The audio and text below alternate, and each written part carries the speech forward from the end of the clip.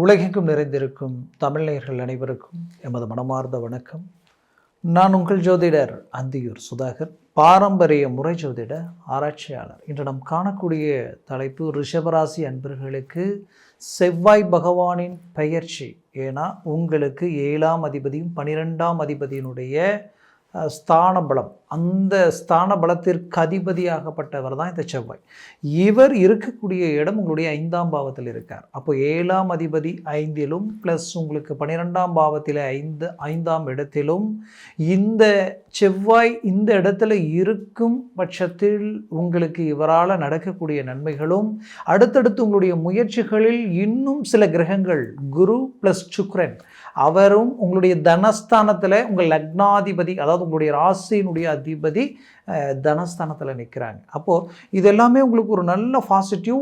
இது ஆகஸ்ட், அதாவது இந்த ஆகஸ்ட் மாதம் முழுவதும் இந்த செவ்வாய் இந்த இடத்துல தான் இருக்க போகிறார்.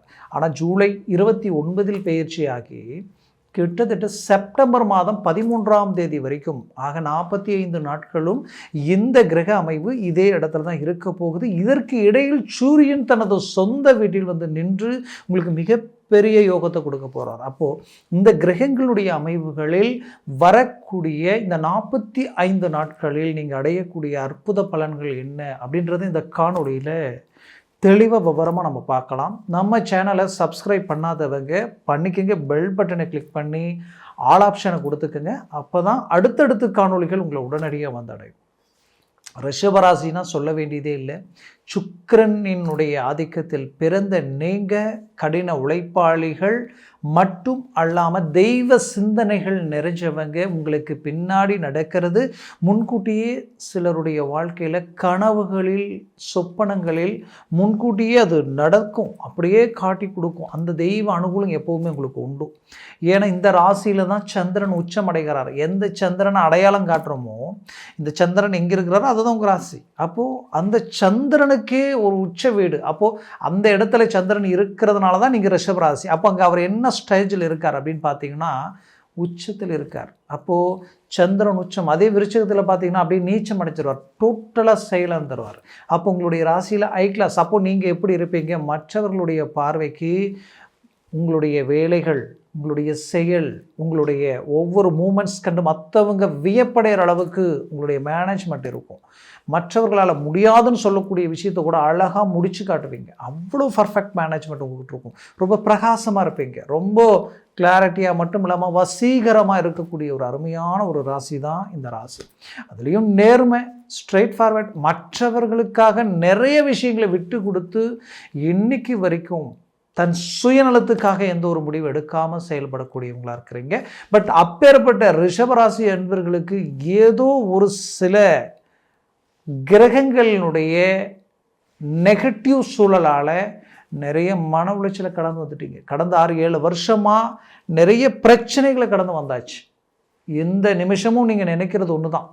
ஒவ்வொரு முறையும் அஸ்ட்ராலஜர் சொல்லும் பொழுது உங்களுக்கு இந்த கிரகங்களால் ஒரு நல்ல பாசிட்டிவ் கிடைக்குது அப்படின்னு எந்த லெவலுக்கு அவங்க பாசிட்டிவாக சொல்லி அதை நான் எதிர்பார்த்து செயல்பட்டனோ, பட் அதெல்லாம் எனக்கு ஒர்க் அவுட் ஆகிற மாதிரி தான் இருந்தது. அவங்க சொன்ன மாதிரி தான் எல்லாம் பர்ஃபெக்டாக வருது. பட் லாஸ்ட் ஸ்டேஜில் அது ஏதோ ஒரு விதத்தில் பிரேக் ஆகுது அப்படின்ற ஒரு குழப்பம் உங்களுக்குள்ளே இருக்கும்.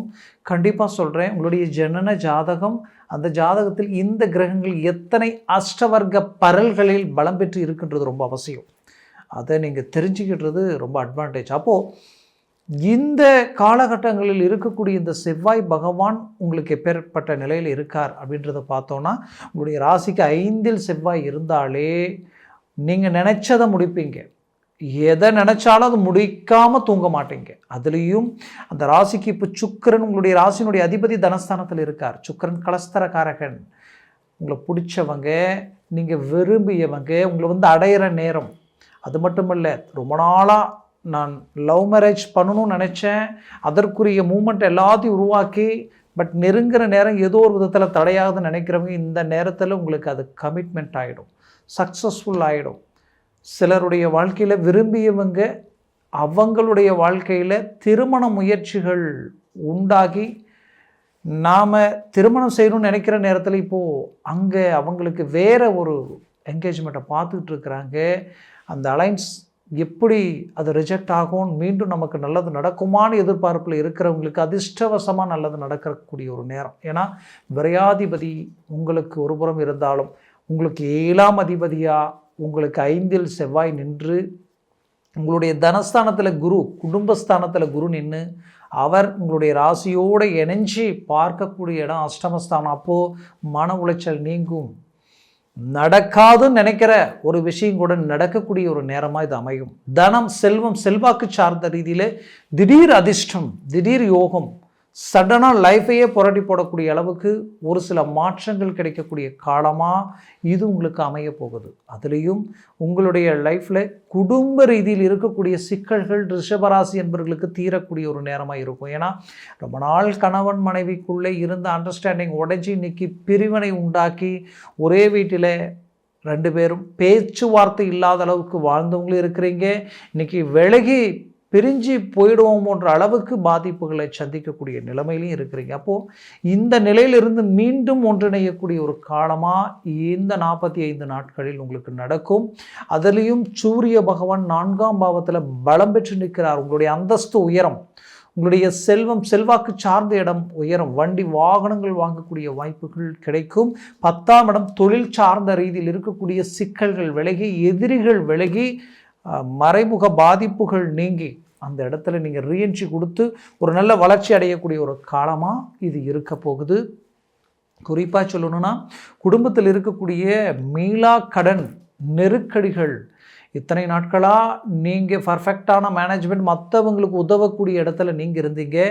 இப்போ நீங்கள் வரவு செலவு ரீதியில் மற்ற இடத்துல நமக்கு கிடைக்குமா அப்படின்னு எதிர்பார்த்து கட்ட வேண்டிய இடத்துல வட்டிக்கு பணம் வாங்கி வட்டி கட்டினாலும் நாம் அதை விட்டு வெளியில் வர முடியாமல் சில நெருக்கடிகளுக்கு ஆளாகி உங்களுடைய அந்தஸ்து, மரியாதை, கௌரவம் போயிடுமோ அப்படின்ற ஒரு குழப்பத்தில் நிற்கக்கூடிய ஒரு சூழல். குடும்பத்தில் சில வேலை வாய்ப்புகள் பிள்ளைகளுக்கும் சரி, கணவன் சார்ந்த இடமும் சரி, இல்லை கணவனுக்கு மனைவி சார்ந்த இடமும் சரி, சில வேலை வாய்ப்புகள் தடைப்பட்டு நிற்கக்கூடிய ஒரு நிலைமை.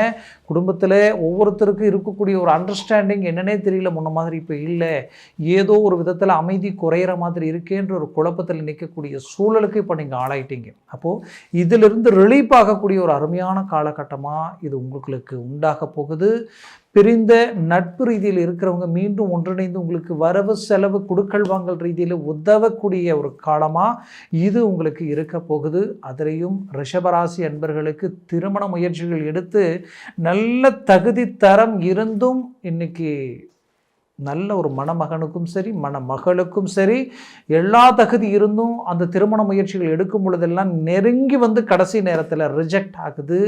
சிலருக்கு திருமணம் மேடை ஏறி எல்லா பத்திரிக்கை அடித்து எல்லாம் முடிஞ்சு இத்தனாம் தேதி நமக்கு திருமணம் சொல்லி கடைசி நேரத்தில் காரணமே இல்லாமல் ரிஜெக்ட் ஆகி நிற்கக்கூடிய ஒரு நிலைமை. சொசைட்டியில் சொந்தம், பந்தம், உற்றார், உறவினர் எல்லா விதத்திலையும் இனம் புரியாத மன உளைச்சல்.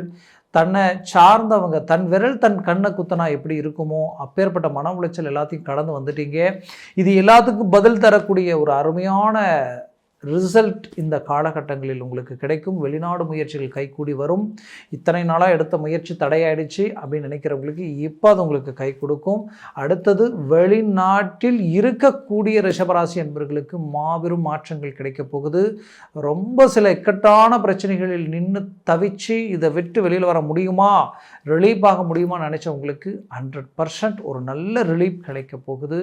நல்ல ஒரு சக்ஸஸ்ஃபுல் அடைய போகிறீங்க. மொத்தத்தில் ரிஷபராசி அன்பர்களுக்குரிய ஒரு காலமாக இது மாறப்போகுது. உங்களுடைய முயற்சியை ஸ்ட்ராங் பண்ணுங்க, 100% சக்ஸஸ் அடைவீங்க. குடும்பத்தில் குறிப்பாக உங்களுடைய கூட பிறந்தவங்களால் இருந்த சிக்கல்கள் தீரும். குறிப்பாக உங்களுடைய ப்ராப்பர்ட்டிஸ் உங்களை வந்து அடையக்கூடிய ஒரு காலம். ரொம்ப நாளாக இந்த ப்ராப்பர்ட்டி நம்ம கைக்கு வந்தால் நம்ம ரிலீஃப் ஆகிடலாம், பிரச்சனைகளும் சரியாயிடும். நம்ம தொழில் ரீதியிலையோ ஏதோ ஒரு இன்வெஸ்ட்மெண்ட் போட்டு லைஃப்பில் செட்டில்ட் ஆகிடலாம்னு நினச்சவங்களுக்கு அதற்குரிய வழி இன்னைக்கு வரைக்கும் தடை ஆகிட்டே இருக்கே அப்படின்ற குழப்பத்தில் இருந்தவங்களுக்கு இப்போ அது உங்களுக்கு கைக்கூடி வரும். பூர்வீக சொத்துக்களில் இருக்கக்கூடிய சிக்கல்களும் தீரும். ஏன்னா 5ஆம் வீடு அந்த புதனும் பார்த்தீங்கன்னா சூரியனோட இணைய போகிறாரு, சுக்கிரனோட இணைந்து நிற்க போகிறாரு. இந்த காலகட்டங்களில் இந்த கிரக அமைப்புகள் எல்லாமே உங்களுக்கு நடக்க போகுது. இது எல்லாமே உங்களுக்கு ஒரு பாசிட்டிவ். அப்போ போல்டாக இறங்கணும், போல்டாக இறங்கி செயல்படணும். ஹெவியாக இறங்கும் பொழுது உங்களுக்கு அதற்குரிய ரிசல்ட் கிடைக்கும். ஏன் இதை நான் மீண்டும் ஸ்ட்ராங்காக இறங்குங்க, முயற்சியை பலப்படுத்துங்கன்னு சொல்கிறேன்னா, கடந்த காலகட்டங்களில் சில எதிர்பார்ப்புகளோடு இறங்கி சில தோல்விகளையும் மன உளைச்சல்களையும் சந்தித்த நீங்கள் இதில் மட்டும் இறங்கி என்னத்தை நடக்க போகுது, இதுவும் அப்படி தானே இருந்துரும் அப்படின்ற அளவுக்கு ஒரு சில மன அழுத்தங்கள் உங்களுக்கு கொடுக்கும். அதனால் இதிலிருந்து ரிலீஃபாகி ஒரு சக்ஸஸ்ஃபுல் அடையக்கூடிய ஒரு காலமாக இது உங்களுக்கு அமையும். மூவ் பண்ணுங்க. அதுலேயும் புது தொழில் தொடங்கணும்னு நினைக்கிறவங்களுக்கு இது ஒரு நல்ல காலம். 100% மிஸ் பண்ணாமல் இப்போது மூவ் பண்ணுங்க. அதற்குரிய காலகட்டங்கள் உங்களுக்கு நடக்கும். அதுவும் குறிப்பாக சொல்லணும்னா, இந்த ஆகஸ்ட் மாதம் ஒரு 16ஆம் தேதிக்கு மேலே நிறைய பேர் புது தொழில் தொடங்கிறதுக்கு உண்டான முயற்சிகளை பண்ணுவீங்க. இடமாற்றங்கள், வீடு மாற்றங்கள், நிறைய பேர் அதற்குரிய வாய்ப்புகள், அதற்குரிய அட்வான்ஸ் கொடுத்து ஒரு நல்ல விஷயங்களை நீங்கள் உருவாக்குவீங்க. குடும்பத்தில் சில நல்ல முயற்சிகள், சுபகாரிய சுப நிகழ்ச்சிகள் கைகூடி வரும். ரொம்ப நாளாக எதிர்பார்த்த பணம், கொடுத்த பணம் கை வரலையே நினச்ச ஒரு மன உளைச்சல் இருந்தவங்களுக்கு கண்டிப்பாக அது கை வந்து சேரக்கூடிய ஒரு நேரமாக இது இருக்க போகுது. ஒரு சக்ஸஸ்ஃபுல்லான ஒரு லைஃப், ஒரு நல்ல ஒரு வளர்ச்சி, ஒரு க்ரோத் எல்லாமே கிடைக்கும். நீங்கள் இன்வெஸ்ட்மெண்ட் பண்ண பொருள், நீங்கள் இன்வெஸ்ட்மெண்ட் பண்ண இடத்துல ஒரு சில அந்த பணம் ஒரு க்ரோத் இல்லாமல் நீங்கள் ரொம்ப பிளாக்காகி நின்று எதுலேயுமே பார்க்கும் பொழுது வரவு செலவு ரீதியில் தேவையில்லாத கடனை வாங்கி ஒன்று உருவாக்கக்கூடிய நிலைமைக்கெல்லாம் ஆளாக இருந்திருப்பீங்க. இப்போ அது உங்களுக்கு கை கொடுத்துரும். அதனால் ஒரு நல்ல லாபத்தை அடைவீங்க. இருக்கிற பிரச்சனைகள்லாம் சரி செய்து ஒரு நல்ல இலக்கு அடைய போகிறீங்க. வேலையில் இருக்கிற சிக்கல்கள் தீரப்போகுது. எதிரிகள் விலகி, துரோகிகள் நீங்கி அந்த இடத்துல மீண்டும் ஒரு நல்ல வளர்ச்சி பாதையில் அடி எடுத்து வச்சு ப்ரொமோஷனுக்குரிய ஒரு அருமையான ஒரு அமைப்பு உருவாக்கிடுவீங்க. என்னன்னே தெரியல, எந்த வேலை எந்த லெவலுக்கு ரிஸ்க் எடுத்து செஞ்சாலும் அந்த இடத்துல நம்மளை குறை சொல்கிறாங்க, ரொம்ப ரொம்ப நமக்கு இந்த வேலை நிலைக்காத அளவுக்கு ஆகிடுமோ, வேலையை விட்டு வெளியில் வரக்கூடிய நிலைமை உருவாயிடுமோன்ற பயம் உங்களுக்குள்ளே இருந்திருக்கும். கண்டிப்பாக அதை அழகாக டேலி பண்ணி அடுத்த கட்டத்தை நோக்கி அடி எடுத்து வைக்க போகிறீங்க. அரசியல் துறையில் இருக்கிறவங்க கண்டிப்பாக பெரிய லெவலில் ஒரு சக்ஸஸ்ஃபுல் அடைய போகிறீங்க. சில மாறுதல்களும் புது முயற்சிகளும் அடைய போகுது. குறிப்பாக சொல்லணும்னா, அரசு உத்தியோகத்தில் இருக்கிறவங்களுக்கு ப்ரமோஷனுக்குரிய வழிகளை கிடைச்சிடும். ஏன்னா இந்த செவ்வாய் பகவான் ப்ளஸ் சூரியன் ஆட்சி பெறுவதனாலே இந்த காலகட்டங்களில் அதற்குரிய அந்தஸ்து, மரியாதை, கௌரவம், ஒரு நல்ல ரெக்கார்டு அப்படின்னா சிலருக்கெல்லாம் ஒரு நல்ல இத்தனை வருஷமாக நீங்கள் உழைச்ச உழைப்புக்கு ஒரு ரெக்கார்டை உண்டாக்கி ஒரு பெரிய லெவலில் சாதனைகளை உருவாக்கக்கூடிய ஒரு காலமாக இது இருக்கும். மொத்தத்தில் முயற்சிகளை பலப்படுத்தினால் 100% சக்ஸஸ் அடைவீங்க.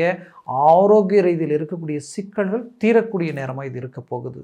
ரிஷபராசி அன்பர்களின் வாழ்க்கை மேலும் மேலும் வளமாகக்கூடிய ஒரு காலமாக இருக்கும். நான் சொன்ன பலன்கள் எல்லாம் கோச்சார ரீதியில் சொல்லியிருக்கிறேன். ஜனன ஜாதகமும் திசா புத்தியும் சர்வாஷ்ட வர்க்க பரல்கள் பொறுத்து பலன்கள் மாறுபடும். அதனால் அதை பார்த்து உங்களுடைய ஜனன ஜாதகத்தை கொண்டு எந்த ஒரு முடிவுகளும் முயற்சிகள் எடுங்க. அது பெரிய லெவல் உங்களுக்கு கை கொடுக்கும். மேலும் ஜாதகத்தை பார்க்கணும்னு நினச்சிங்கனாலும் கீழே இருக்கக்கூடிய கான்டாக்ட் நம்பருக்கு கால் பண்ணி முன்பதிவு செய்து வாட்ஸ்அப் மூலமாக உங்கள் ஜனன ஜாதகத்தை அனுப்பி தெளிவாக விவரமாகவும் கேட்டு தெரிஞ்சுக்கலாம். அதை சார்ந்த முயற்சிகளும் முடிவுகளும் மேலும் உங்களுடைய வாழ்க்கையை வளமாக்கிடும். உங்களது வாழ்க்கையை வளமாக அமைந்திட எமது மனமார்ந்த வாழ்த்துக்கள். நன்றி, வணக்கம். மீண்டும் சந்திக்கலாம்.